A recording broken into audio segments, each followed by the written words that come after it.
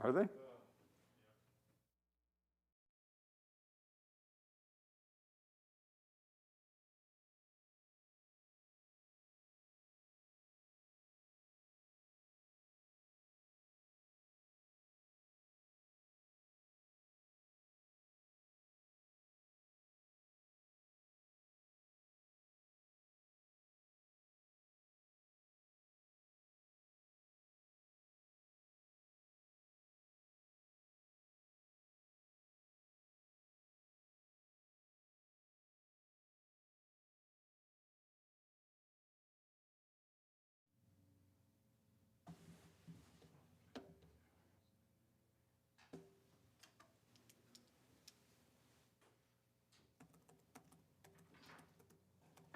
Okay, we will close the executive session and go to our general meeting. Welcome to the Tuesday, October 19th, Port of Bellingham Commissioner meeting. And we will have a public comment period after we do our roll call. And we'll have another public hearing at the end of our meeting, just to let the public have their say in what we're about to do, and will do in the future. That being said, I'll call a roll. Commissioner Briscoe. Here. Mr. Shepard. Here. Commissioner Bell is here.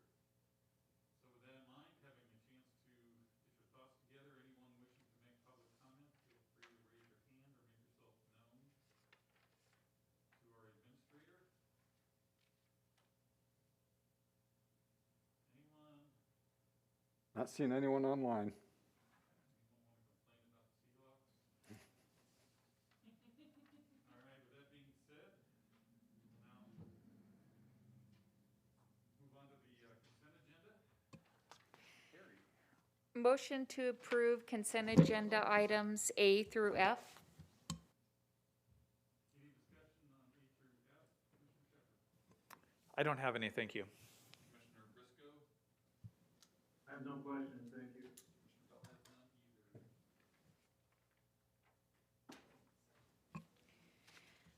Motion to approve consent agenda items A through F. Commissioner Briscoe. Yes. Mr. Shepard? Yes. And Commissioner Bell is also a yes. So now moving on to our first presentation. Our favorite part of the Port Commission meeting, and that is our financial statements for the third quarter. The best. Thanks, Commissioners. Tamara Sajak, CFO, Port of Bellingham.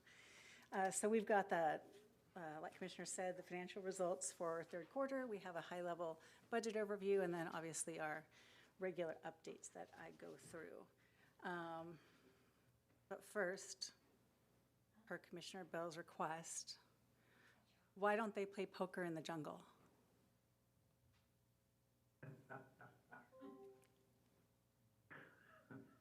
Too many cheetahs.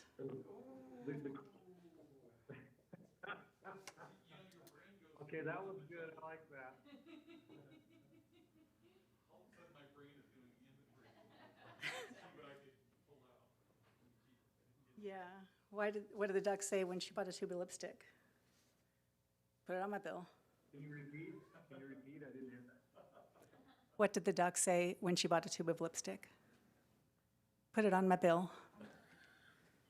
And everybody didn't laugh. Okay. All right, let's get to the more fun part. Updates. We'll start with stormwater program. Both permits are in compliance with training and record keeping. BLI samples were within limits, which they have been for a very long time. And at the shipping terminal, we just had one location that exceeded benchmarks for copper and total suspended solids. And those responses have been completed. We've had only one recordable injury this year that happened in the third quarter, but it was not a major injury and no time away from work. So that's staff related.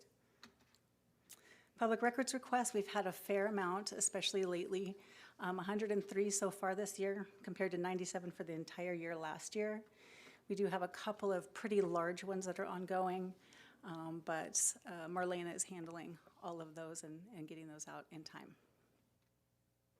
Still being There are 2 records requests from Mr. Ebenall, yes. So moving on to the financials, our balance sheet 9 months ago, we had a net assets, which is total assets minus liabilities, of just over $269 million, and that has held steady over the last 9 months. So that just shows no growth, no loss.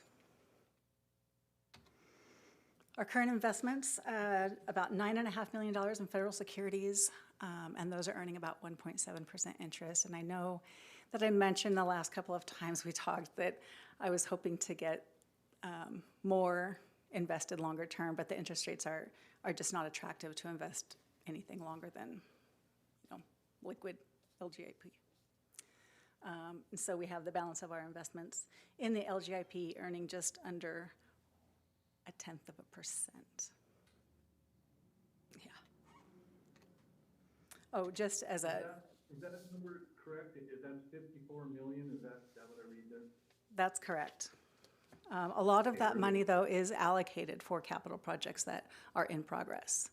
So that's not Very good. unallocated. Yeah. Thank you. You're welcome. So moving on to our divisions. So I've got 2 slides per division. The first one is the first 9 months compared to budget. And then the second slide is going to be where we budgeted for 21 and then where we're budgeting for 22. So you can get a comparison. So the aviation division, and think about where we were a year ago. We were budgeting very conservatively. So that's why these numbers are pretty low. The aviation division has actually come in a bit over budget for revenues, and where we see that is the concession fee. So it looks like our restaurant or car rental partners are doing as expected. And then expenses has come in a bit under budget. Expenses under budget. When will the Southwest Airlines construction stuff show up? Will that be fourth quarter? That is fourth quarter, yes. Sorry, I was trying to think. I think it started in October. And then, are the car rental companies having difficulty getting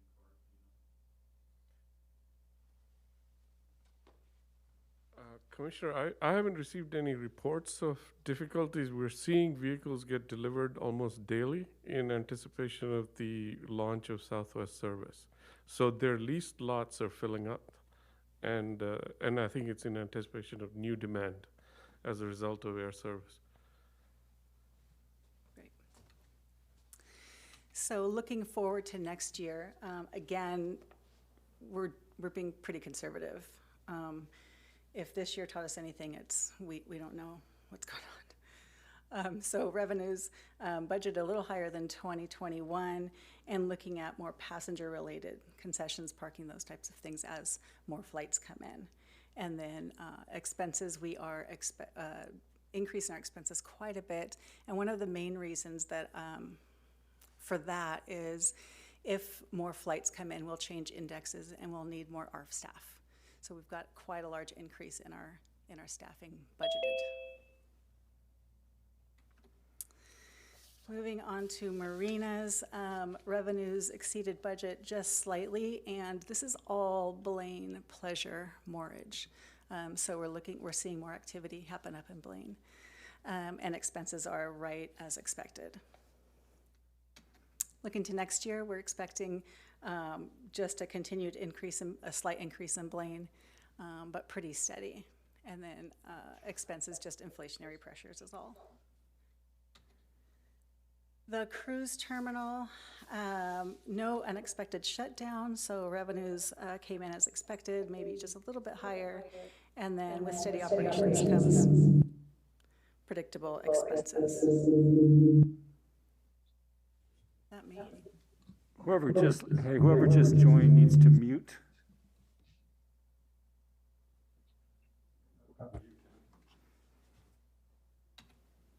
Great. So looking toward next year, revenues are based on current agreement with AMHS and our current lease contract. So no big changes there, and expenses similar to 2021. Again, standard operations.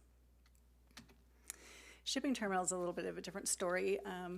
We don't really budget speculative revenue, and so we saw more rock activity than we were expecting, so that's the big jump in revenues there. And then you would expect expenses to go up a little bit for the longshore labor, and that line item did, but there were slight decreases in a bunch of other expenses that kind of offset that. And then looking toward next year, we are expecting better revenues, more in line with this year. So we're budgeting a little higher, less conservative. And then with those activities comes a bit more expenses. Real estate, you know, I say this every time, we're at capacity, so there's not a lot of room for growth unless we get more leasable space. So revenue and expenses, very steady. Oh, sorry, this is this year, but hold steady this year and next year. And those increases in revenue are just contractual increases. And then overhead, remember this is planning, facilities, admin, executive. Those are just all of the expenses that just kind of keep the place running. Under budget a little bit. And then budgeting for the same level of staff and service for 2022. Waterfront District, lease space continued through 2021 without unexpected vacancies as well. And then expenses came in just a little bit under budget. For next year, we're not expecting any large increases in revenues, but we are expecting more expenses as we maintain what we've built. So we'll have more maintenance costs, more probably utility costs, things of that nature. That really is remarkable when you look at the fact that we've got $1.1 million in revenue with 800 grand worth of expenses. That's a phenomenal for year one. Well, that includes the F Street warehouse. Right. And the extra warehouse. I mean, that's just amazing. Yeah. And it includes all the container, the whole thing. Yep. Yeah, the upfront cost should have been, that's amazing. Good job, Rob. Good job, Rob. Cost what it costs, right? Well, I think there's a couple things here that might be misleading, and one is that the F Street warehouse is in here, and that's a substantial portion of this revenue and the expense. And then most of our expense to date for like the Container Village has been capital. It hasn't been operating expense, so it wouldn't appear here. So we haven't had to spend a lot of energy. No, we've put some, I mean, there's a lot of people time involved in that, and then there's, like I said, some capital involved in that. But, and we won't really see the revenue out of the Container Village till next year when the concession fees start to ramp up. We cut everyone a pretty good break the first year, knowing we'd be a little chaotic and under construction. But even the maintenance of the pump track. Yeah, and it's, you know, the pump track since its inception has been more maintenance heavy than we anticipated, but most of that, and one of our maintenance guys goes out there occasionally, but a lot of that's volunteer labor. You know, I go out there, other staff members go out there, WMBC is out there all the time. They do have a paid staff member out there that works on it as well, so. But a lot of volunteer effort. Which explains the small expense, right? So all other public, this is economic development, our meeting spaces, and all of our community connection programs.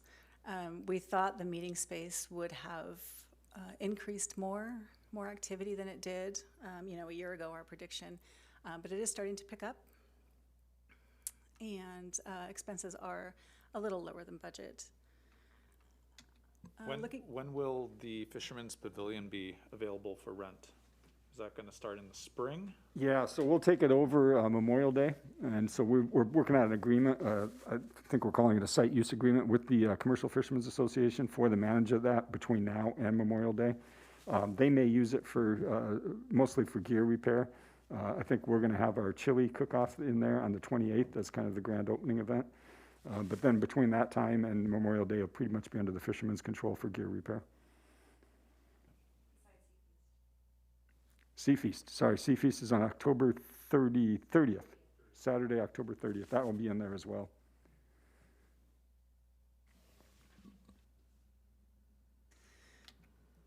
Oops, sorry. And then looking to next year, we are expecting our meetings and events department to ramp up. They're getting reservations now. And if things go as planned, we won't have the cancellations. And then, sorry, I lost my train of thought. 2022 budget for expenses. There is quite a big increase here. And remember, this also includes economic development. So we've got some broadband expenses that we've baked in. So, you know, those operating expenses and legal and things like that.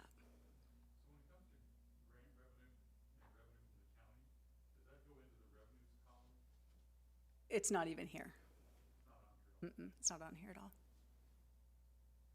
Well, grant revenues.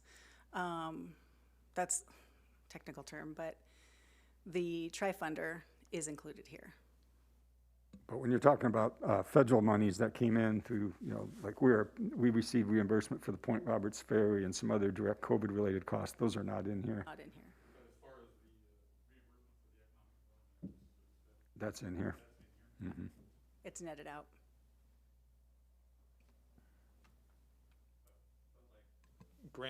Grant income for, say, broadband, that would be under capital, right? So that's not gonna be. Capital, correct. Same with the airport. The money that comes in from the FAA is all capital. Yeah.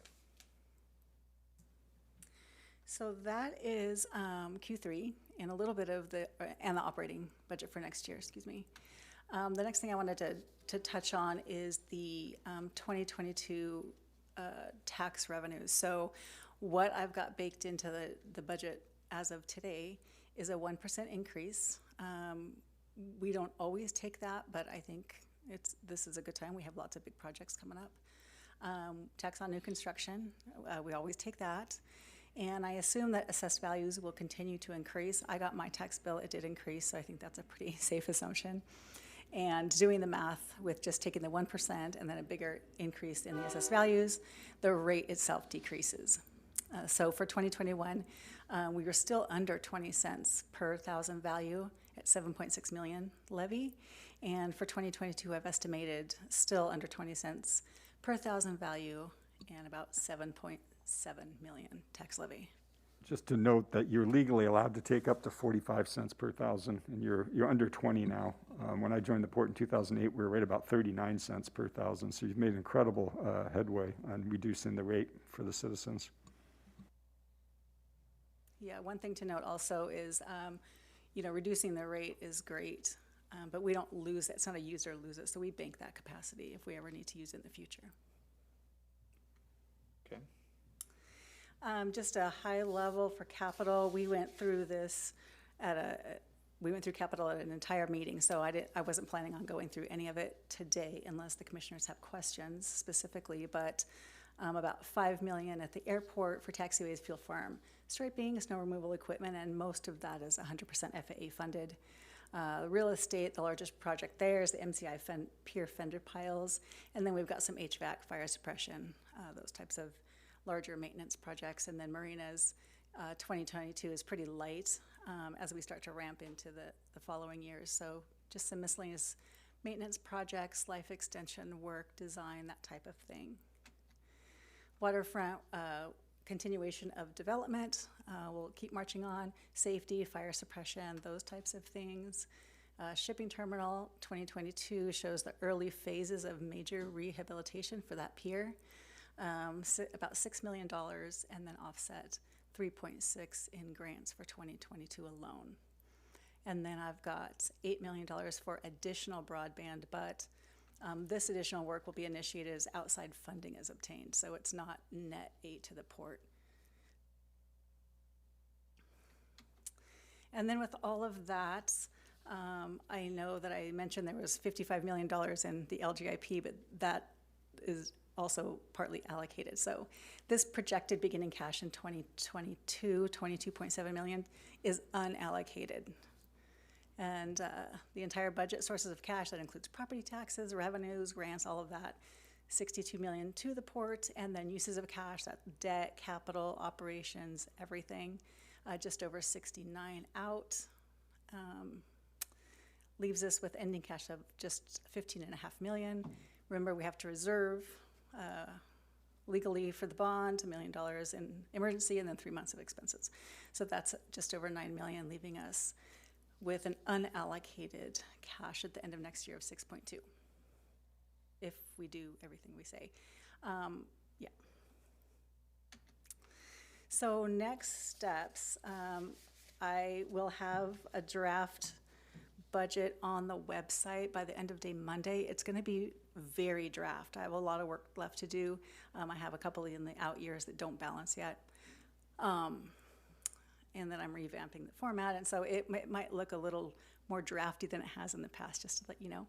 And also, it's going to be a bigger file, so when I send it to the commission, I'm not going to send you the file, I'm going to send you the link, if that's okay. And then if you've got any parts of it that you want emailed, I'm happy to email you, like the capital or whatever you want, so I'll just wait to hear from you from that. And then on November 2nd, we'll have our first public hearing on the budget, and I'll provide additional details, anything the commission wants to talk about, and then I'll also mention any changes from the draft to where we are then. Yeah. So I think that was it. Yeah, and then it'll be Monday by the end of the day. I will have something on the website. It will at least be the nuts and bolts, all the numbers. And then on November 16th, we'll ask the commission to adopt the final budget, and then we can get that submitted to the county on time. So any questions, discussion, any details that you can think of that you want me to talk about on the 2nd that I can prepare ahead of time?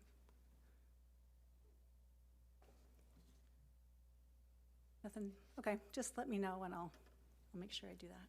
Thank you. Sorry, what? We'll have a robust debate on the 2nd. Ken, can you speak into your mic, please?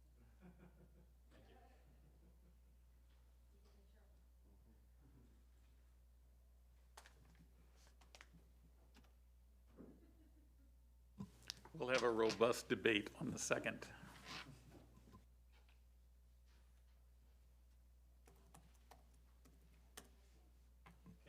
Okay, thanks, Tamara. To our action items. Yeah. Authorize executive director to approve the revised project memorandum and estoppel certificate for Harcourt's waterfront residential project. Brian Gowan. Yep. Excuse me. Yeah, thanks. Thanks, Carrie. Good afternoon, Commissioners. Brian Gowan, Director of Environmental and Planning Services. Can everybody hear me okay? I think that this still up on the Zoom is still the screen share, so I just want to make sure everybody can hear me okay. Okay. can hear Yeah, you. Yeah. thanks. So yeah, so this action item, these two documents that are in this single action item today are related to kind of the final step in wrapping up our work with Harcourt on executing and finalizing the master development agreement with Harcourt that was approved by the commission back in August, actually. These are just the final administrative pieces to that. Since August, Port staff and Harcourt and our legal team have been working really well together on finalizing all the really minutia and detailed components of revamping the master development agreement. So going through and making sure all the exhibits were correct, cross-referencing the exhibit numbers and other things that changed since 2015. So like updating figures that with the new 2019 adopted sub-area plan components and all that. So a lot of little details. So we've been working on that, got all of those wrapped up. And these are the final two pieces that actually still require commission approval. And specifically is the project memorandum for project number 2, which is the waterfront residential condo project that started construction last year. Anytime a project memorandum needs to be updated, that has to come back to the commission for approval. And in this case, the main things that changed is we were updating Harcourt and the port were updating the project memorandum to fit the new format of the revised MDA with a little bit of new information, other parts that weren't previously required to be included. And then most importantly, also updating their project schedule. And that project schedule is in alignment with what the commission gave guidance and direction on at the August meeting, which is at completion of buildings A and B of the waterfront residential within 2 years or 24 months of the execution of the master development agreement, and then completion of building C within another year, so 3 years total from the date, that same date. So that's a big piece. That's consistent with what we talked about in our August meeting, and finalizing this and approving this project memorandum will set that schedule in effect. We have this project memorandum that's been signed by Harcourt and now is just waiting for commission approval. The other document is an estoppel certificate, which is actually between the port and Harcourt's commercial lender, Parkview Financial, which is providing Parkview assurance that with the revision of the MDA, with the execution of that document, as well as restarting the construction, that Harcourt is now no longer in default. They are in compliance, and we are we're ready to move forward. And that also provides Parkview with an assurance that with the restart of construction, that the port no longer, or the port's rescission option on that property no longer applies. But however, the key part of that was if Harcourt goes into financial default with Parkview, part of this estoppel also includes Harcourt and Parkview and the port agreeing to record a requirement on that property that any subsequent developer, if it's Parkview themselves, if they took over the project, or somebody else that they contracted with, that they would complete the project as permitted and as designed and as approved by the Port Commission. And that's ultimately what we want, is to have that project built the way that it's been approved.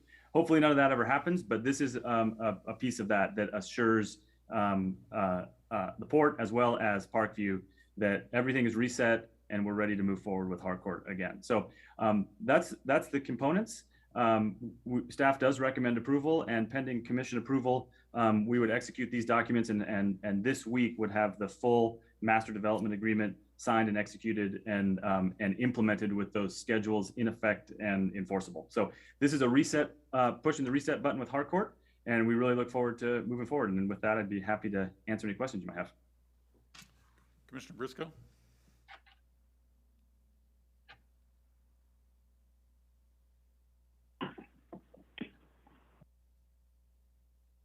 Did you ask me, Ken? You were clipping there a little bit. Yeah. No, I have no questions. Mr. Shepherd? So, Brian, I just wanted to clarify. So does that mean the development clock starts today, or did it start at our August meeting? It'll actually start when we fully execute the master development agreement. So probably tomorrow, or definitely by the end of this week. It was all tied. We didn't know how long it was going to take to piece all these different exhibits and pieces together. So if we tied it to August, we felt like it was more reasonable to tie it to the execution of the MDA, so which we have fully signed copies by Harcourt, so it's all ready to go. We just need to approve these, and then we can sign it and it goes into effect. And that's when it starts the clock. So if you approve this action tonight, I'll sign the documents first thing tomorrow and the clock will start. Okay. And can you give us any indication of when we might see construction resume at the condo project? I get a lot of questions about the hole in the ground that we've been seeing for quite a long time, and the public constantly wants to know when we're going to see more development commence. Yeah, it's my understanding that that we would start seeing like the shoring and the piling contractors start to mobilize to the site within the next 2 to 3 weeks. So we'll start to see. I understand the contracts are in place, or and we should be starting to see that. That's the first work that has to happen to really get the foundation work going. So that's what we expect. So after I sign the document, commissioners, the estoppel being one of those, the bank will fund the project, and the bank's just waiting on that signature before they fund it. And so as soon as they fund it, then Harcourt will pay the contractors coming in to do the piling work and the shoring that Brian's talking about. So you could see that start as early as next week with some mobilization going on, and then heavy work starting the week after that. And are they taking out a loan from a standard bank, or I see Parkview, they're a private equity? Correct. Private equity, it's not standard loan, no. Does that fall into it doesn't fall into the category of hard money, does it? My guess is the interest rate's a little better than hard money, just because you got a company like Harcourt in there that has a pretty big balance sheet and projects all over the world, so they're not going to get the rates of hard money, but it's somewhere in between traditional financing and hard money. Okay. All right. Are we going to be privy to the terms? Probably not, no. I do know they've selected DeWitt as their shoring contractor, pretty reputable firm, so start seeing DeWitt around the site. Anything else? Okay, me either. Thanks, Brian. We're gonna take the motion up. Authorize the executive director to approve the revised project memorandum and estoppel certificate for Harcourt's waterfront residential project. Commissioner Shepherd, Yes. Commissioner Briscoe, Yes. and Commissioner Bell is a yes. Yes. Great. Thank you, commissioners. Okay, moving on to item 2. Jennifer, you're in the queue. Authorize the executive director to amend the 2021 strategic budget for a new project to remove stockpiled soil from the C Street Marine Terminal area.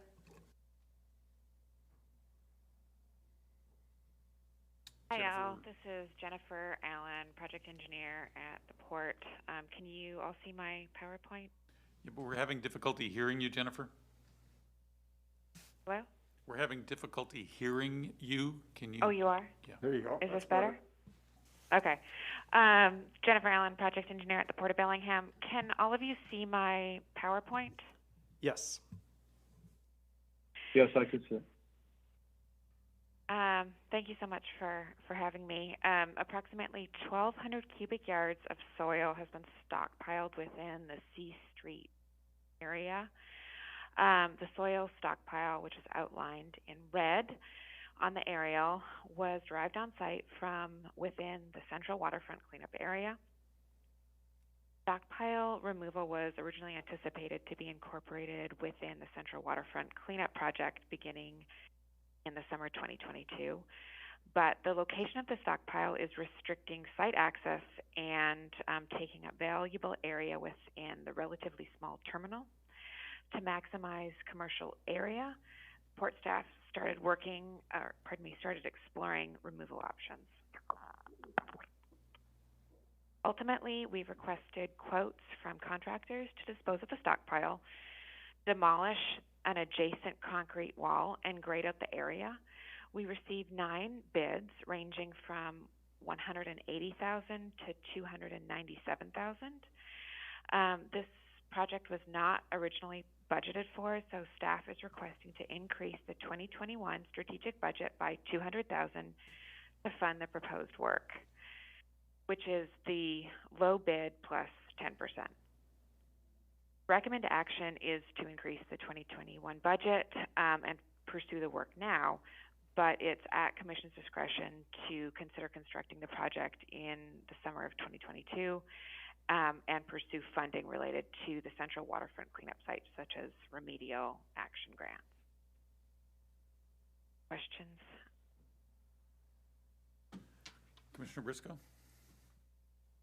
How long do you think this will take once it's started? Do you have an estimate? Approximately 3 weeks. We're assuming a month at this point. I see. And where is this dirt going to go? Do we know? It will go to a Subtitle D facility. We think it would go to Roosevelt. Thank you. Commissioner Shepherd? So is that a contaminated soils destination? Is that what I heard? It is, yes. So it's not soils that we could utilize for any projects of our own? No. No. It's...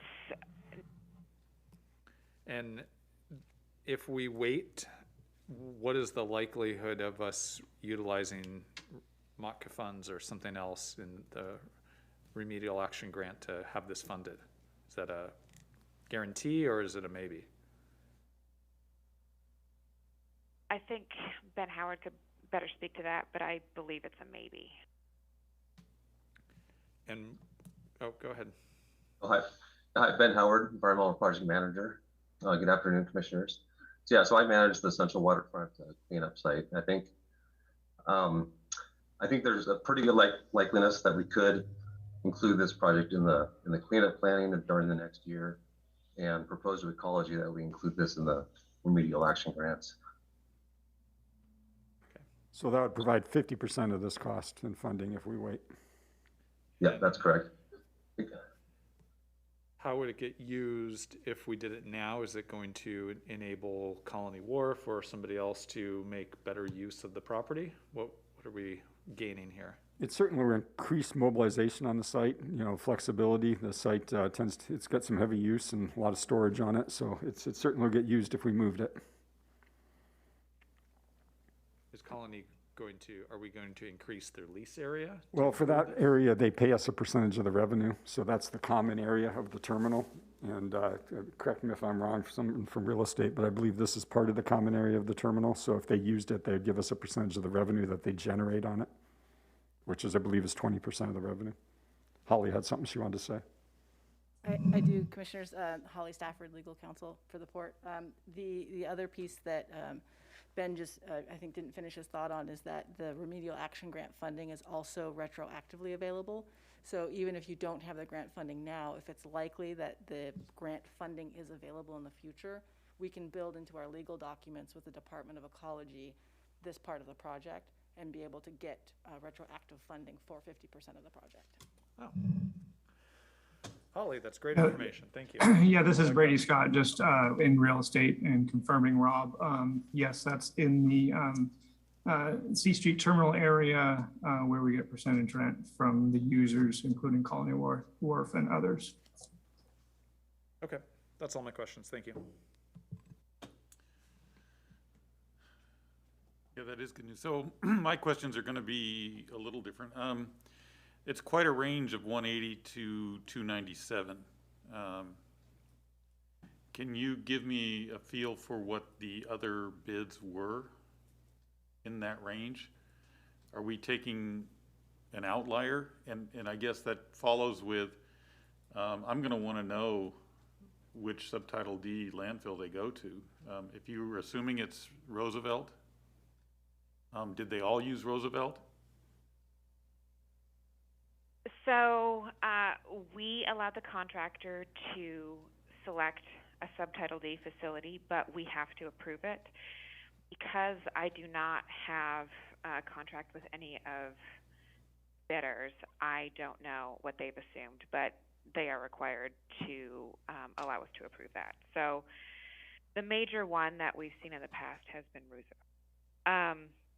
Regarding the pricing, that is the lowest bid. The next low is approximately $220,000.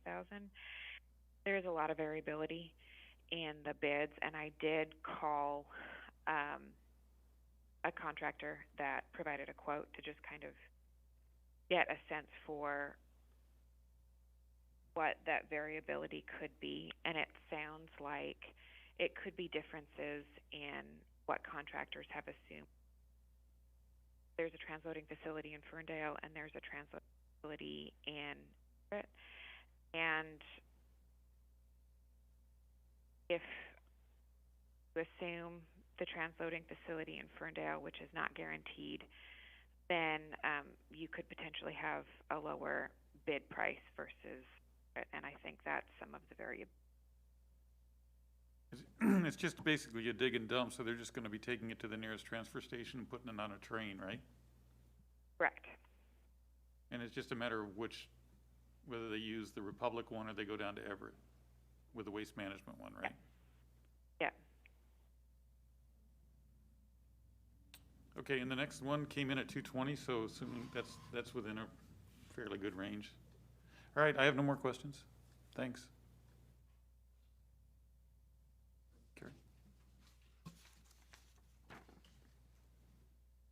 Authorize Executive Director to amend the 2021 strategic budget for a new project to remove stockpiled soil from the C Street Marine Terminal area. Commissioner Briscoe? Yes. I'm a yes. I'm a yes too, but I'm leery of a change order. So, but I'm a yes.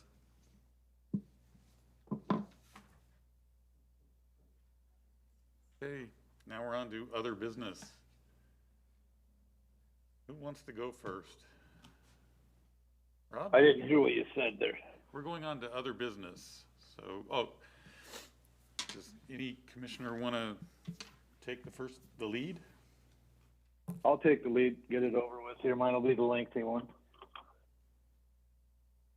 Okay, so as everyone knows, we're in an election year here. And as everyone knows, people say things that are untrue during elections. It's just something that happens, or they don't check facts, whatever the case may be. I apologize for not being at the port office in person today. That was what I wanted to be, was there to do this. But at any rate, as senior commissioner, I feel it's up to me to take a lead on this when things about the port and staff are said that are completely untrue. I don't feel that I can just let this ride. The public needs to know what the facts are surrounding the Port of Bellingham's operations. And when untrue facts are written in a letter and sent out as an email, it's more than just having a conversation on the corner to me. So tonight here, I'd like to take time during other business to straighten out some misleading things that are out in the public's eye. I will read what was said, and then staff and myself will set the record straight. And I'm doing this on it's being recorded publicly, and that's I think the best way to do it, so people can come back and listen if they have questions. So the first thing is climate proofing our economy. And this is a direct read from the email that's been sent out amongst people in Whatcom County. It says the port has missed their deadline for publishing a climate action plan by almost a year, and they still have nothing to show for that. This is untrue. And I will ask Brian Gowan to elaborate on my statement that that is untrue. If you would, please, Brian. Thanks, Commissioner. Yeah, Brian Gowan, Director of Environmental and Planning Services. Yeah, I think the deadline that might have been referenced there was from an internal document that we had prepared called a climate action roadmap that was set up kind of some internal milestones that we were shooting for with our climate plan. That had some pieces to it specifically to really ramp up the work on it starting in March of 2020. A few things changed around the globe around that time frame. So we as a organization and as a division pivoted a little bit and really focused on just really trying to see what work we could get done rather than launching into an action planning effort, which could include, we didn't know if we would be able to get together to meet and we were going to have stakeholder input, and all those things kind of got put on hold. So what we did was we focused more on getting some actions done, such as completing the Bellingham Cruise Terminal solar array. We've completed our greenhouse gas inventory.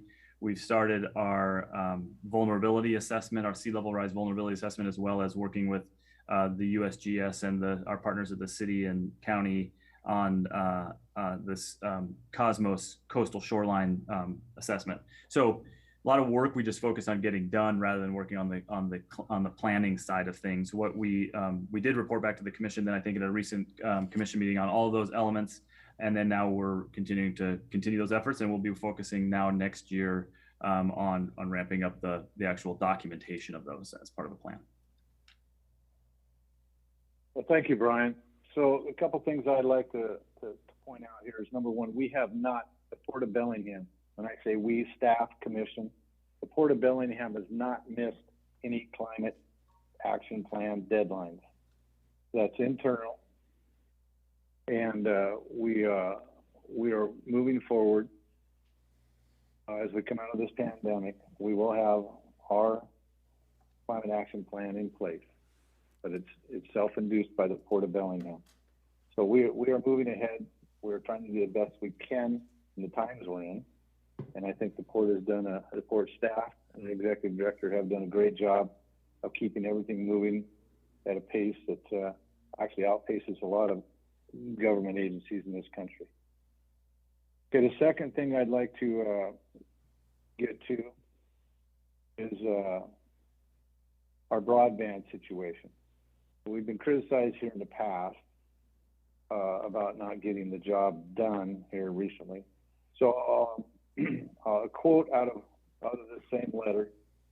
We've known for years that low-cost internet is critical to economic development. For the last 3 years, our port has had authority to lay fiber network, but has not laid a single foot.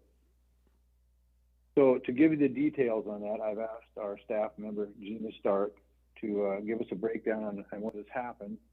And I believe that government agencies have intervened and have slowed down, so to speak, but for good reason. Gina, if you would, please. Yeah, absolutely. Good evening, everyone. Gina Stark, Economic Development Project Manager for the Port of Bellingham. Yes, that is a true statement in that we have not laid fiber to the state. We did have curb money to go out to Glacier. But what I wanted to remind everyone that our goal was to lay fiber in underserved areas where our partners and some of our ISP providers were not doing the job. And so recently, as you know, Ziply Fiber bought out Frontier, and they've received federal funding to do that. And they received that funding out in Glacier. And we've developed many relationships with our internet service providers. We thought that that was very important. And in those relationships, we learned that Ziply was going to lay and is laying fiber in Glacier, in Kendall, and beyond. And so we felt that it was best not to overbuild and duplicate funding efforts and duplicate building fiber out there. And so what we did is we went before our funders and we said, can we move that funding somewhere else into another area that is also unserved and underserved? And our curb board said yes. And in fact, we were highly recommended, and our leadership was highly recommended. Commissioners, you were highly commended, and Executive Director Fix were also commended for making that bold decision to just stop and recognize the situation that someone else was building out there, and those communities were being served. And so we've shifted our funding to another area in our community that is not being served, which is East Nooksack area and also North Mosquito Lake Road. And I'm excited that we are working with Pogo Zone, a local ISP provider who is doing some preliminary pre-engineering, pre-permitting work, and we will be laying fiber before the end of the year, hopefully. So we are fast tracking that. So I hope that answers your question and addresses that concern, sir. So, Commissioner, I'm just going to add on to that. Gina gave you, the Commission, and me a lot of credit for pivoting on this one, and more homes will end up being served because of this pivot. But it's really her and the staff's work that were in constant communication with the state broadband office and the federal government as to what was being done.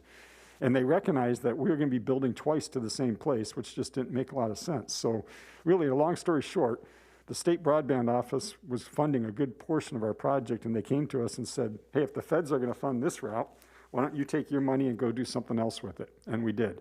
And I believe that's the right decision because more homes will be served because of it. Right, and then the other thing that comes to mind to me that I'd like to explain is for years, the port's been scolded and talked down to because things weren't done right the first time. So in this particular thing with millions and millions of dollars and of taxpayers' dollars, the people who work hard in Whatcom County to make a living, with their tax dollars, we want to be smart, and this commission tries to be smart. Our port staff and our executive director are working tirelessly to make sure that we do things right the first time and at a cost that's palatable.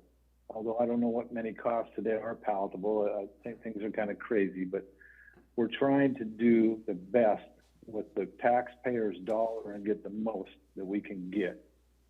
And yes, it would have been nice to lay this stuff 3 years ago, but had we done that, we would have a big mess. And the people wouldn't have been very happy about the port squandering their money on a mess. So we're going to do it right the first time. That's why it's taken a little longer. But ground is being broke and things are moving ahead. The last thing I'd like to speak to, and I'll speak to this, is it says, basically it says our port's failing to keep pace with a changing economy. This is out there. I believe the port is keeping pace with our changing economy. I believe that one of the other statements is that old jobs can't be brought back. I don't believe that entirely. We need new technology. We need jobs of old. We need a shipping terminal that we're trying to put back together desperately for a monetary infusion into Whatcom County and jobs. So in closing, I'd just like to say that when people speak about the port, if you really don't have the facts, please call us and ask us. That's why we're here. And I've worked with a lot of people in my 42 years owning my own business. But I can tell you, bar none, I'm working with some of the best people I've worked with ever. Our staff works tirelessly. Our executive director does 10 times what he ought to be doing as far as I'm concerned. I don't know how he keeps track of everything. And my fellow commissioners and I, when we're in executive session, we hash things over, we chew it apart, we try and figure out how to do the best for Whatcom County there is. So anybody that thinks the Port of Bellingham is not doing the best they can for the people of Whatcom County, you're surely mistaken. That's all I have to say. And if there's comments on this, please call me on my port cell phone or email me. Thank you. Good evening. Commissioner Shepard? I don't have any. But thank you, Bobby, for all that information. I don't know what to do. All right, with that being said, I do, Commissioner Briscoe, just want to apologize to the staff. It is crazy season. There's going to be a lot of stuff that comes out intended to either target one of us commissioners. And unfortunately, you're collateral damage in this battle. And I apologize for that, but I can't do anything about campaign seasons. Just know that we have all the faith in what you do, and we're hurt by some of these attacks that really are aimed at us, but hit you as a result. So from that standpoint, we do not have a better staff. There's not a better port staff on the planet, and we understand what you are doing. I'm just hoping you understand that during campaign season, things just get nuts. So again, thank you for your work. That being said, I do have something under other business. If somebody could get me a tongue. Don, I've got a question about Cherry Point that you brought up in today's meeting with the small cities, and what you're looking at for reutilization of that site. I'm wondering if you could just give me a little bit more information. A lot of what you were saying there was new to me. So if you could give me an update on what is being expected of the port and what you're actually looking at on that site at the moment, if you are still with us. Sure, Commissioner Bell, and thank you for your question. Don Goldberg, Director of Economic Development here at the Port of Bellingham. Commissioner Bell is referring to our division, our port is county-wide, and one of the largest potential economic development assets that we have in Whatcom County is Cherry Point. A lot of focus in the past has been spent on fossil fuel production there, and of course the loss of 700 jobs at Alcoa.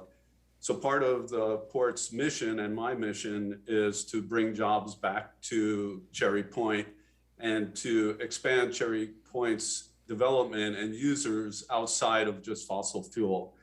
The property is an incredible asset to the state and as well as the entire Western United States.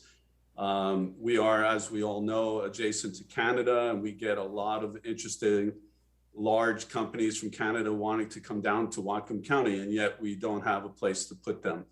So I am working with the county and the small cities and other staff to try to figure out how we can bring utilities to Cherry Point, how we can potentially reopen the Alcoa facility or get another user that would be able to use that property and all the power that it has there.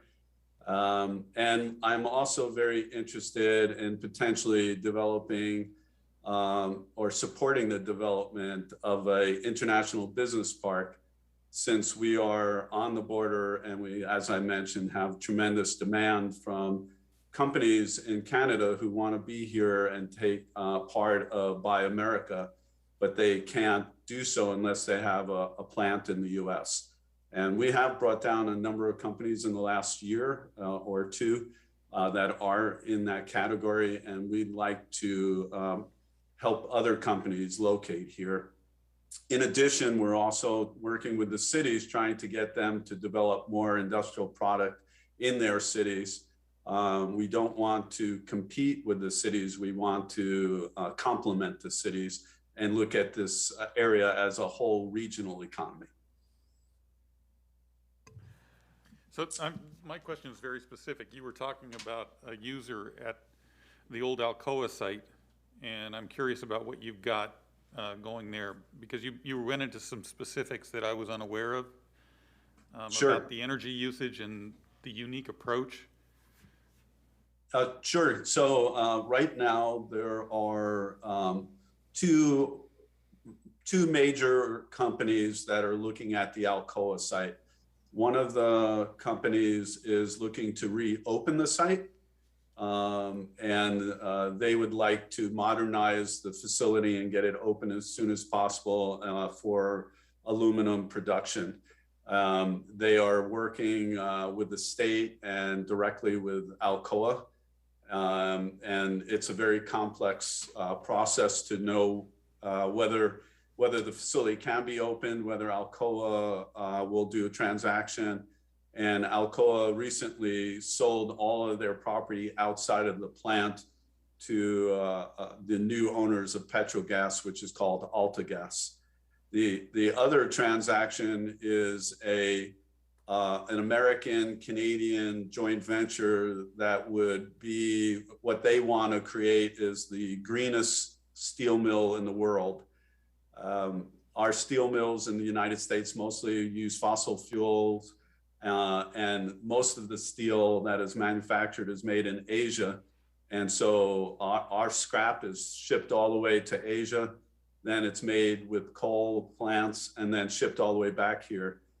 This company would buy the scrap locally in the US and would use very the most modern electric furnaces made in the world, and use power that was generated by green hydrogen. So their goal is to make, as I mentioned, a facility here, and they are talking to Alcoa as well. And they're talking steel, not aluminum? This company, the first phase would be steel, basically mostly rebar for manufacturing at a higher quality rebar. And then if things worked out, they would like to go into a phase 2, which would be more steel products and potentially a phase 3 with aluminum. They're a very large entity. And as I mentioned, they're partnering with a lower BC company. The second phase, so the initial phase would be what they call a micro steel mill, which would have approximately 100 jobs that would be mostly 6-figure. And then phase 2 would be a larger plant, which would have approximately 600 to 700 jobs with about $1 billion investment. And if they went to a full-scale facility that they're building back east now, that would be a $3 billion investment and over 1,000 jobs. And you mentioned that there might be another interested party in that site. Is that true, or did I just not hear that correctly? No, these are the two that we know that are interested. I think you're you're referring to a company that I mentioned that may be looking in Linden that would currently all the cities right now have a very low inventory and no large lots, but Linden has approximately 40 acres. And we are in the beginning discussions with a company that may have interest in taking the entire 40 acres for a single facility. And what would our involvement be on the Alcoa site? We don't need to be involved at all, correct? It's a straight sale to the new company? It can go many ways, Commissioner Bell, depending on Alcoa and this company. One of the situations could occur where it's a direct sale from Alcoa. Another potential is that the public, meaning the port and the county, one or the other or both, would acquire the property, and then we would lease it out to the new entity.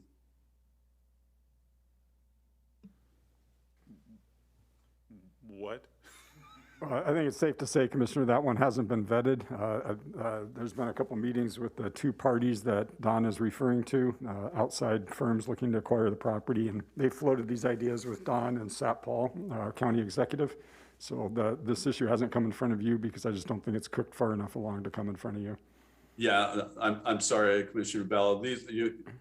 I'm just opening up as to the inside conversations that are being done. Of course, we're light years away from an actual transaction or something coming to the commission. No, I'm thrilled by the idea that somebody may come in there and actually modernize that plant. One of the problems with it was it never scaled to the size that would have made it economically viable during the days when it operated. So it actually needs that kind of a vision in order for it to be successful. So yeah, I was just pleased to hear a little bit more about it. Thank you. Yeah. I did tour the facility a couple of weeks ago, and it's, I've never toured a giant aluminum plant before, and it is quite amazing, but it does need substantial money to update it. Don, I just had a follow-up for back at Cherry Point. You mentioned the property that would be available primarily for development. Is that property the SSA property that you're thinking? There are two, Commissioner, there are two major properties there. Of course, outside of DNR, all the property is owned by the private sector. So the SSA property is approximately 1,100 acres, and across the street is another property owned by a family called the Schechter property, and that's just under 400 acres. Okay. Thank you. Well, the discussion today with the small cities was just phenomenal in the concept of having developable pads and sites was enlightening, and I think everybody paid attention, so thank you for that input. And also thank you for this. I think it's an exciting opportunity if we can make it happen. Yeah, thank you so much. Nope, appreciate it. All right, that's all my other business. Now we'll go I have a couple questions for Don, if we could, unless you need to do something first, Commissioner Bell. No, I was going to go to public comment, so go ahead. I thought I got out of the way from you, Bobby. You're not that quick. Question for high-tech jobs. I mean, we need our industrial base. I mean, that's a given. You can't just be all high-tech and so on and so forth. We need industrial jobs. We need industry. This sounds like a really exciting plant that they could build to do what they're saying with steel. That'd be pretty phenomenal, and it'd be great to have it in our county. I like the job numbers. My question, Don, is what are we hearing from the high-tech industries? I mean, is anybody talking, or would we have high-tech companies talking about coming here? Have you broke any ground there? We really haven't talked about that recently. And I know it's on a lot of people's mind that, we need more high-tech jobs here, and we do. I don't disagree with that. We need all kinds of jobs because everybody can't hold down a high-tech job. We know that, and there's not enough jobs for everybody to hold down a high-tech job if they would come, but we need everything. But what are we hearing from the high-tech sector? Yeah, so thank you, Commissioner.